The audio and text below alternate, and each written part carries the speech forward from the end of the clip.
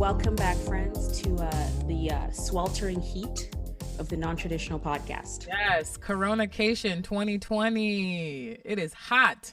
It's summer in Coronaville. Okay.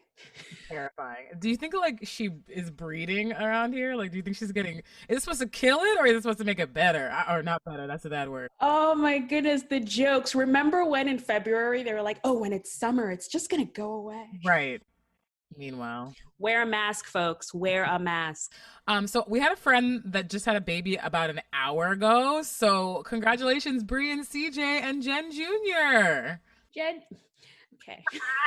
His name is not Jenn Jr. Why is it not? And can you verify that? Have you seen the birth certificate? Right. Not yet, but I right.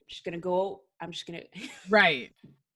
I just don't think his name is Jenn Jr. Okay. You have no receipts, Anastasia. You have no, like, show me the receipts. Okay. And also, I also want to clarify for all of our listeners, do people get gifts on 4th of July? Just asking for a friend. Okay. Look, you are like 95 years old. We're in a group chat. We had this whole moment where we lit a candle when Brie went into labor or whatever. And then the baby was born. I was like we're in the auntie chat and I'm over here talking about, well, now all the 4th of July gifts are going to be combined with birthday gifts. And Anastasia had the nerve to say that people get 4th of July gifts. You need to catch these jokes, girl. Catch them. So it was a joke then? Yes. Is that what we're saying? 4th of July gifts. Especially Black people ain't getting no 4th of July. That's what I'm wondering. I'm like, whose parents are giving them 4th of July gifts? And can they be mine? Oh, God. Oh, man. Anyway, thanks for listening to our last episode, guys. Like, that was a really hot episode. It was really great connecting with the global army. So many people from around the world who I have never met they were messaging me and they're like, this is so great. They loved the episode with Atkins. So I'm so glad to meet all of you and welcome to the non-traditional friend group. We're friends over here. That was dope. I had fun re-listening to the episode. And so, like I said, so many gems. And we got some more coming at you this week, don't we? Yes, we do. We have... This is a great episode this week. But before we go into this week's episode, at the end of last episode, I mentioned that Non-Traditional was a 7-episode series, and this is episode 6, so we're getting there. I wanted to prep our audience a little bit for what the future holds. So we're going to air this week. We're going to air the 7th episode, and then we're going to take a week break because we're going to be prepping for what I'm calling the newsletter episode. And I hope you will participate with us in the newsletter episode. Are you excited for the newsletter episode, Jenn? First time hearing of it, I feel betrayed once again. I feel left out of the conversation. This is like the time when my parents forgot to get me a 4th of July gift. It was 4th of July, 1999. I think it was the same year Independence Day came out. And some of those same feelings are stirring up. But go ahead. She's joking. But anyway, so we're doing a newsletter episode where we're going to answer your questions. Send us all of your questions, whatever it is you wanted to ask us throughout this season, how we put the season together, how we picked our guests, all the questions. But we also have a little special bit as well. Did you want to ask any of our guests a question? Ooh. Was there something we didn't ask that you wanted to ask? You're going to get that opportunity by emailing us a question or sending us a little voice memo from your phone. And we will pass that along to one of our 7 guests, and you will be able to ask them questions. If you would like to email us either a voice memo or a written question, email us at nontraditionalcast@gmail.com. I will put all this information in the show notes so you don't have to try and figure out how to spell it, etc. But yeah, we're really excited. We'll definitely talk more about it on our 7th episode, and it's exciting. I'm excited. Wow, I'm excited too. Look at us doing a little something. Yes, we are. But let's get into this week. What is this week, Jenn? Oh my gosh, I'm so excited. We interviewed Evelyn from the internets, and both of us have been watching her for over 10 years easily. And so it was just like a really cool moment to meet and talk to and ask questions to Evelyn. She was so kind and hilarious, and I just really loved it. And it was like this weird moment of I've watched her like YouTube career go from just like bootleg videos to now, well, you'll see her trajectory in the episode, but I just really, it was really like a surreal moment for me. What did you think about the episode? What I will say, first of all, which I would never say for anything else, but before you even listen to this episode, stop, go to the show notes, where I'm going to leave a link to Evelyn's review of Beyonce's Lemonade. Because if you've never, ever heard of Evelyn from the internets before, I just want you to watch that video first and then come back and continue with the episode. I've been watching her as long as you have. I've been watching her from back in the early days, and I just think she's brilliant. She's funny, she's brilliant, and being able to talk to her, it felt like we were just talking to a friend. Like we just called up a friend and we're like, let's have a conversation and then let's put it in a podcast. Absolutely. So I really hope you enjoy this one. Make sure you watch the video first, though. Yeah. Have fun listening. So nice to meet you. Yes, nice to meet y'all too. This is so weird. Can I say that? This is really weird. It's like meeting a relative that you haven't seen. Oh, yes. It's so long. And you're like, how are you? You're like, I know you. We're related. You're like, who are you? We're internet cousins. Thanks for having me on. Thank you. So, Evelyn, welcome to the Non-Traditional Podcast. Thank you. It is so awesome to have you on. We start our podcast the same way every single time. It is a question that I personally love, and it's, what did you want to do when you were little? Like when you were little, what was the first thing you were like, I'm going to be I would say that I thought I was going to be okay, it's in stages. It's all in the same industry though, which is cool. So I was going to be a photographer. Okay. And that was around like 6 or 7. And then there's a photo of me like in 5th grade on career day, and we had to like dress up as what we wanted. And so I dressed up as a movie director, and I had like a beret type thing. I was like wearing all black. So I wanted to be a movie director. And then in my teenage years, I wanted to be a journalist, and I thought I was going to be like a freaking war correspondent. Same, Christian Rapport. It was like, right? Yes. I was like, let's go. So that's what I thought I was going to be, and that's what I went to college for. Okay. And Same. Now, wow. Yeah. So now I've kind of settled on, I would like to give screenwriting a try and writing fiction for television. Okay, cool. Well, anyone listening to this who knows you, who is a fellow internet cousin, knows that you are, quote unquote, a YouTuber. Like that is what people, if they say, who's Evelyn from the internet, they're like, she's a YouTuber. Right. So how did you, you graduated from college with a journalism degree. Did you go straight into YouTube? Were you doing that before while you were in college? How did you find it? Yeah, so I started YouTube, I think my freshman year of college, which was 2008. And so, I just got on YouTube because I was like, this is a place to put videos. I was already making videos and didn't have a place to put them. So I would put them on YouTube, went to journalism school, and I was in the magazine program because I didn't want to do broadcast because I didn't want to change my hair or the way I talked. I didn't want to do newspaper because that's boring. And I didn't want to you have to like work your way up. So I didn't want to move to like middle of nowhere, Texas, and then work my way up to like a big city.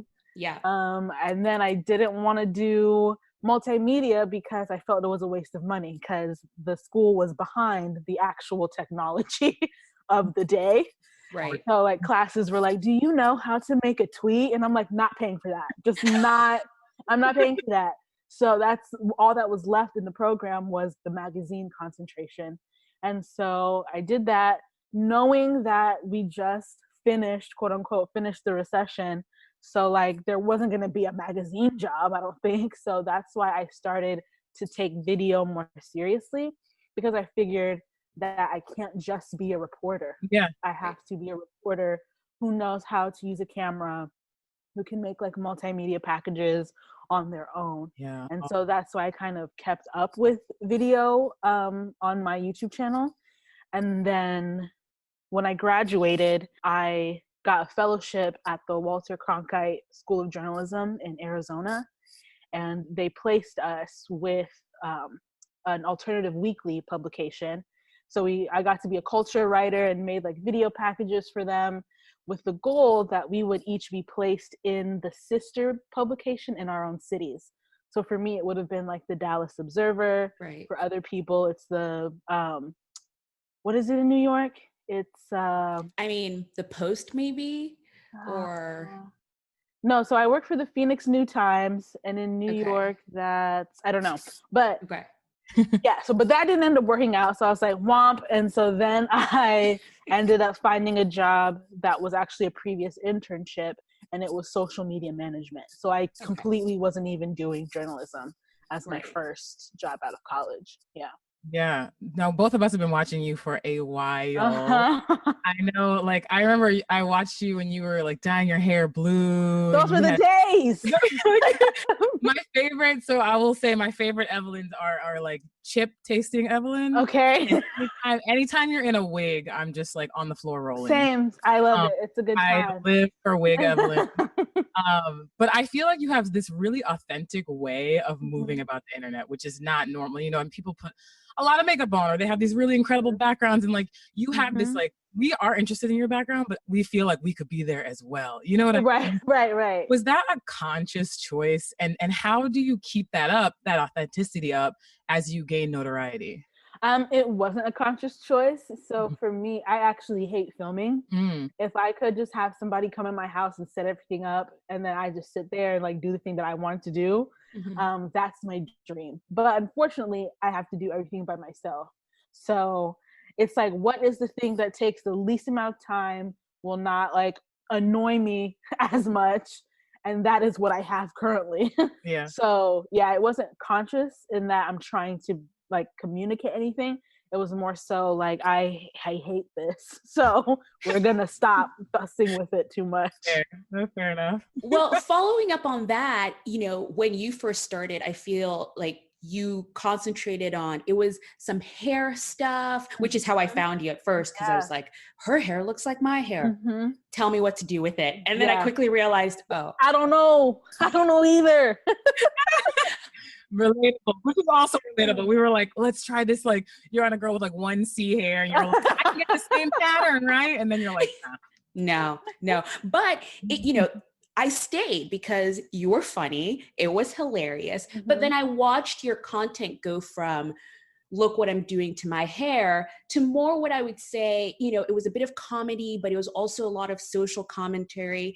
Did that just come with your evolution as a person, and, you know, you just went to what interested you? Or did you make a conscious decision, like, okay, I'm done with this, let's just, you know, let's do this instead? So it wasn't a conscious decision in terms of like the timing of it, but it kind of mirrored my own interests. So I don't care about my hair. Like, you know, besides turning it like all the colors of the rainbow. I mean, besides that, I don't even wash my hair the appropriate amount of frequency. So I'm just like, who got time? So I was like, well, the one thing that I think people enjoyed about my hair videos was the comedy. So if I took away the hair, I don't think that would take anything away necessarily. So then I just started talking about stuff I actually wanted to talk about. And a lot of that was because I worked for naturallycurly.com. So I was doing hair stuff as my full-time job. So when I come home and like, I don't want to keep talking about what I was doing at work. Yeah. I think a lot of people see success as public recognition. You know, they're like, the moment someone knows my name or something, they're like, I made it. You had that in a big way. I mean, I remember when that Veda episode came out. First of all, okay, I remember when the Veda episode came out, which was your review of Lemonade. And I thought, That's exactly how I felt. Yeah. But she said it better. Mhm. But then I also remember being at the Beyonce concert when your video was played, and it was like my sister had won an Oscar. It was like, I cannot believe it. So that was a huge moment. What was that like? I mean, okay, I saw your video reacting to Rewatched your reaction and I got emotional. I was like, I'm crying. This is so I was good. like, I would also be running in the dark. But before I ask the second part of this question, what was that moment like? It was, okay, how do I say this? Like, I'm still not convinced it happened. Like, it felt like maybe I just had a fever dream, or like, you know, I was in an alternate reality. Like, it still doesn't all the way feel like it was a thing that happened. So that's how it feels. And it was interesting because I can't explain it, but I knew she would see it. Like, I wasn't shocked that she saw it. I was shocked of what it turned into. Right. And so it was kind of like a kind of validation, but then just a surprise at even my biggest dreams was just her seeing it. Yeah, I couldn't have imagined what would happen afterwards. So yeah. Right. So, I mean, in that, it's sort of Beyonce just featured me at a concert. You're getting probably millions and millions of views. You are all of a sudden thrust into the public space. People who did not know you all of a sudden are like, Evelyn. So, how did you capitalize on that? And do you think you took it as far as you could have? Yeah, that's a good question, because I don't think I capitalized on it on purpose. Because so the way to capitalize on it, like the first way, is to become the girl who reviews everything, or the girl who like reacts to everything. And I can't pretend to be excited about something. So like part of the reason why that video did so well is because that's how I actually felt. And so I can't pretend like the next time that, I don't know, somebody puts out an album that I'm like, oh my God, like it might just be some music.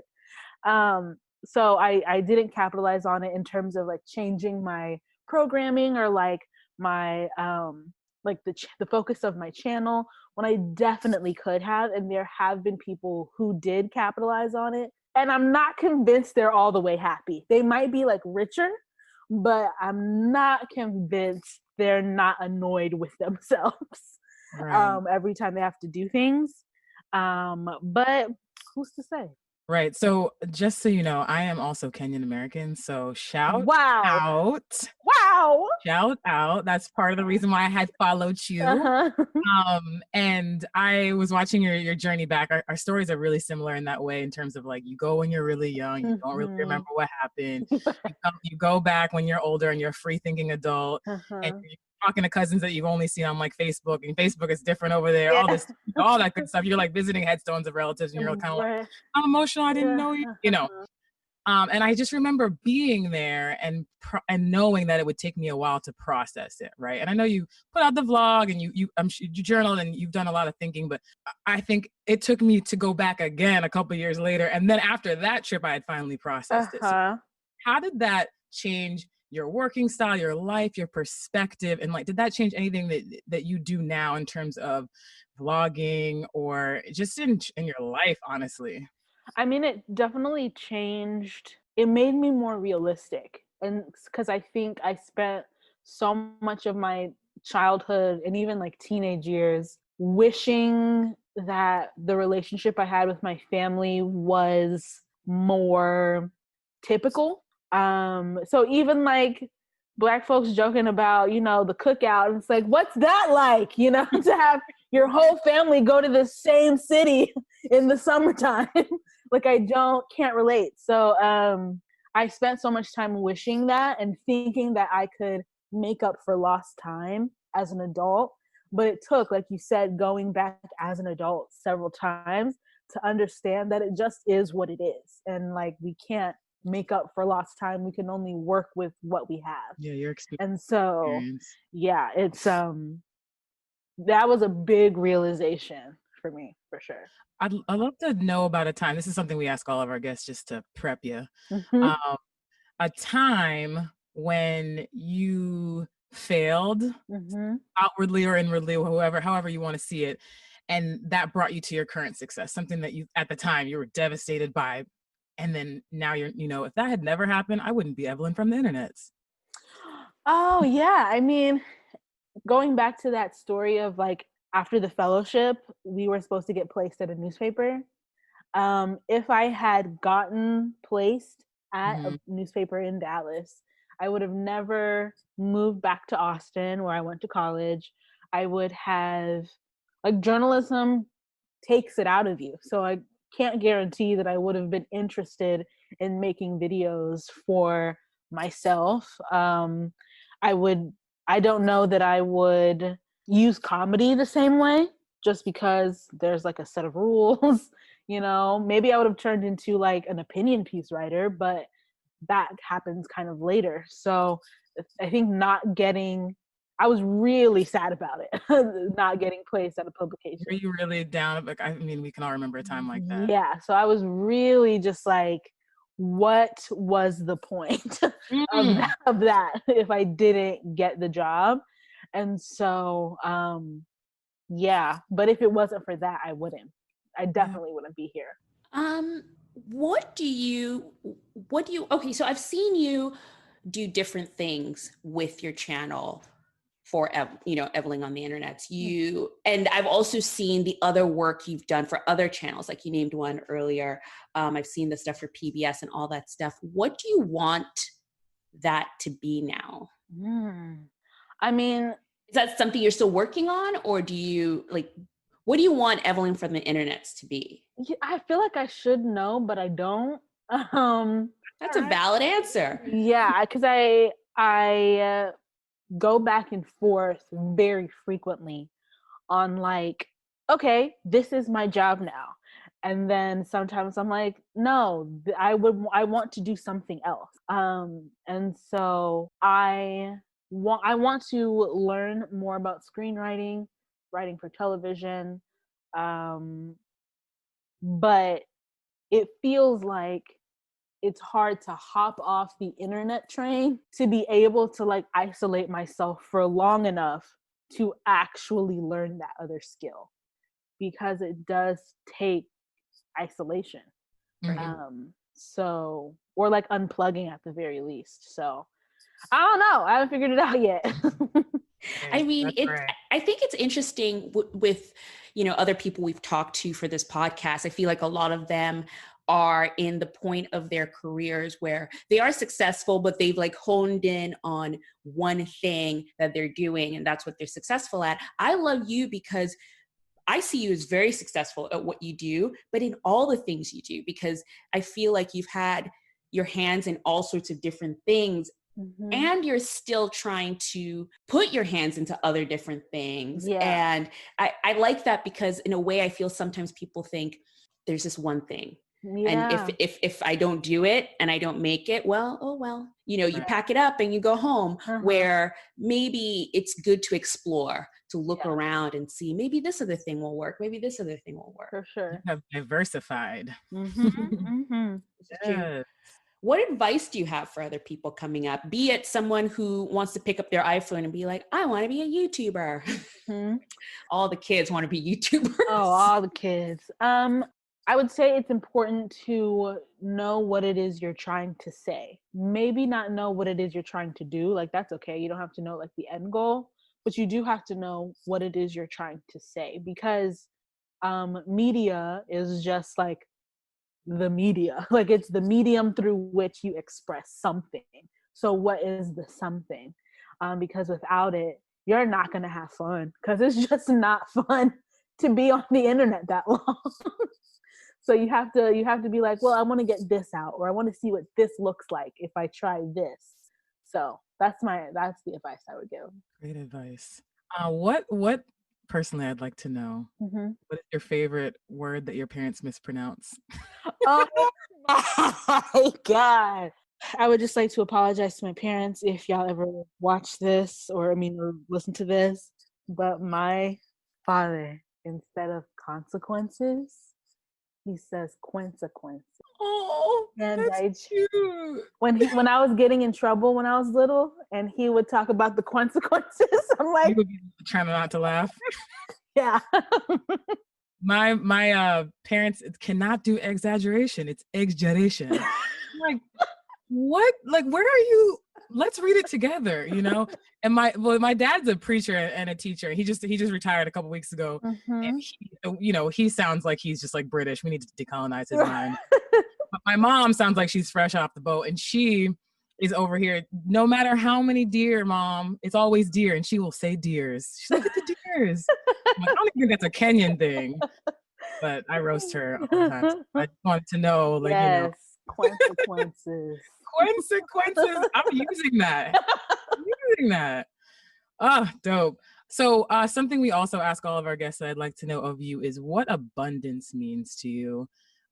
You know, if whether in your career and your life in general, just kind of what an abundant life would look like for you if you're there already, if you have other things you'd like to accomplish before getting there. I think what therapy is teaching me is that it's cyclical. So it's not going to be abundant like straight through 100% of the time. But abundance to me looks like never questioning if there's enough. I remember going to like a conference, and it was like women talking about it was like a tech conference, but there were these two speakers, and there were two women. One was like a scientist, and the other I think they were both scientists, and they were talking about the abundant thinking versus scarcity thinking. And so from then on, me and my coworkers were like, "Oop, you're not thinking abundantly." And so whenever I catch myself thinking as if there isn't enough, or like there won't be enough, I just have to remember that abundance says that there is not only enough, but there's enough for everyone. So, yeah. Oof. Ooh. Yep. Say it. Yes. Oh man. This has been great, but Evelyn, so what is next? You did mention screenwriting. What are you hoping to do? Like, what's next coming up for you? You know, in the short term, I got, sponsored videos that I gotta do. I didn't figure out how to do them. Are any of them Lay's chips? No. Well, how has LaQuan not called you? How has LaQuan not called you? A whole mess. They're wasting their own money, really. Yeah. Totally. I'm like, smack your lips is literally the tagline. Like, yeah. LaQuan, smack your lips. Spokesperson right here. True. Yeah, so I don't really know what's next. I think I'm just trying to, especially with COVID, just be like, whatever, as long as we here, that's good enough for right now. I've been applying to some programs just to see if I can like start the whole screenwriting situation without going back to school, because I'm not trying to do that. So yeah, I'm just going to continue to be on the internet sometimes. And then the other times I'll be chilling, because what I realized is that I work for myself, but I don't take advantage of that. And so I'm like, what's the point in working for yourself if you can't just like do nothing sometimes? So right. I'm just like learning to do nothing.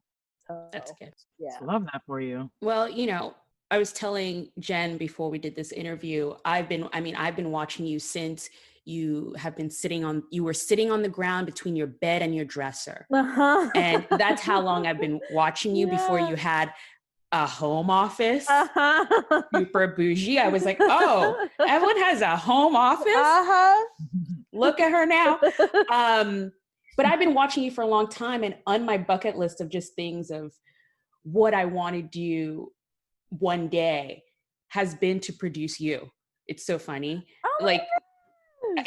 I'd like, she's so brilliant and funny. How is it that she's not on NBC Universal right now? That's what I'm saying. Has SNL not called? Like, I don't understand. Yeah. Let's go ahead and speak this into existence. I'm just, because Yes. that's sort of my mentality now. So whenever you have that screenplay, I'll be waiting. I can wait. It's cool. I can wait. Cool. But I love the way you have sort of, I don't know, like watching your videos sometimes, I literally do think you're my friend. I'm like, because that's the way you talk to your really audience. got us out here thinking that we know. Because and it's why I think with everyone else, they have like their name, last name. She's like, oh no, it's Evelyn. Evelyn's, she said this on the internet. She's like, oh my God, Evelyn, she, the Beyonce thing. Yeah, I know her. Like I had ever talked to you before. But I think you have that great ability with your audience. Even when you just said you're on the internet, sometimes it's like, I know. Evelyn didn't put out a video. She doesn't have a schedule. And I don't expect one from you because you've created that sort of family situation where even though we're not speaking, watching videos on the internet, you're still there. And then when when you show up, I'm like, oh, great. Yeah. But Evelyn, thank you so much for coming on Non-Traditional. This has been such a fun one. It's just felt like talking to a buddy, Yeah. We are true stans. Evelyn stans. Thank you so much. Consequences. When I tell you I was toast, listen, Anastasia and I both have African parents. We know the first generation struggle of parents just pronouncing things wrong, but that one took me down. That's a new one for me, and that really, I love a good African mom and dad. It's just, that was so good. It's so funny because this today was actually my the day we're recording, which is Thursday, was my uncle's 70th birthday. So we had like a family Zoom call, and it was just listening to everybody's accents. Like I have family on 3 continents. So it was just the diaspora. I was just like, this is great.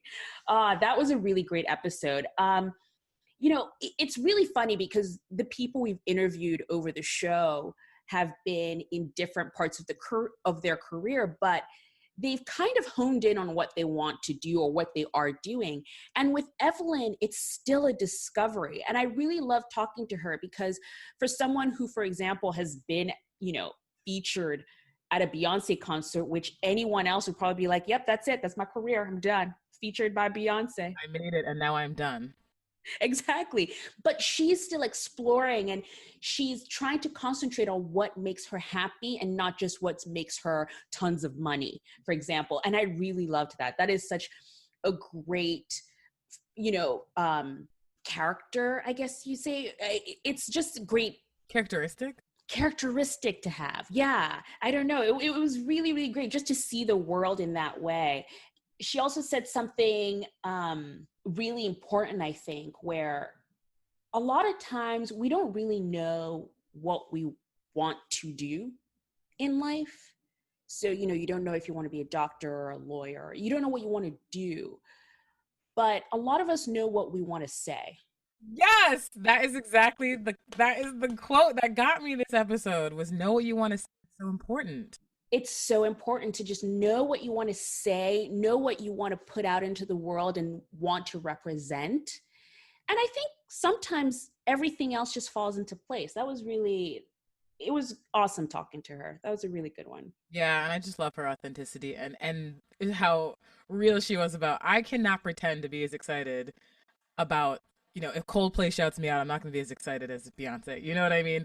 And that's real because it's like, right. Imagine the feelings that would go through your head if Beyonce shouted you out. So I love her honesty and that I think that's a huge part of her success. And I just know she's going to do amazing things. And I'm glad that we got to chat with her.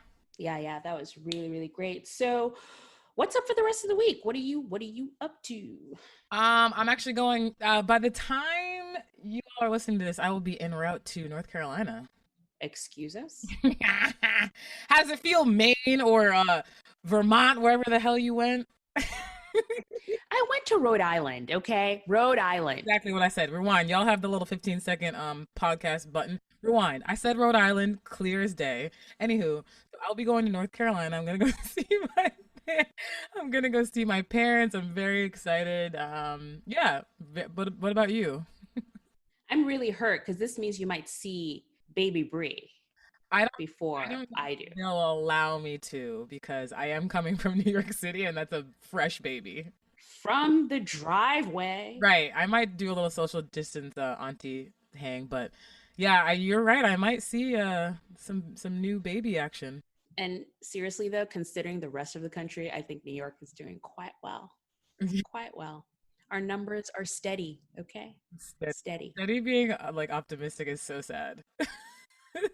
We're steadily in coronation. What are you up to this week? I will be doing a lot of prepping for season 2. I mean, before that, I will prep for this newsletter episode, which I'm really, really excited about. Then start in-depth prep for season 2, which we're hoping will come out sometime in September. This process has been really great. As I am heading back to my daily job, as you say, or my regular job, I still want to be able to keep up this podcast because I have met so many great people doing it. And I'm really enjoying the sort of community we're creating so far in our little Friends of Non-Traditional group. So yeah, I'll be doing that. And pretty much that's it for this week. Nothing crazy happening. All right. Sounds like a good week. I'm pumped about some of the things coming up. And we have one more episode left of this season. Crazy. So excited. I'm so excited. Well, I'm gonna leave you hanging there. I'm gonna leave you hanging. It's gonna be an exciting episode. But thank you for joining us this week, and we hope to see you next week on the Non-Traditional Podcast. Peace. Non-Traditional is produced and edited by me, Anastasia. And our theme song is Wildfire by Esabalu, and you can find it wherever you purchase music. You can find us on Instagram at that's NONE_traditional. And Twitter at TraditionalPod. Subscribe to our newsletter on our website and keep up to date on all things non-traditional.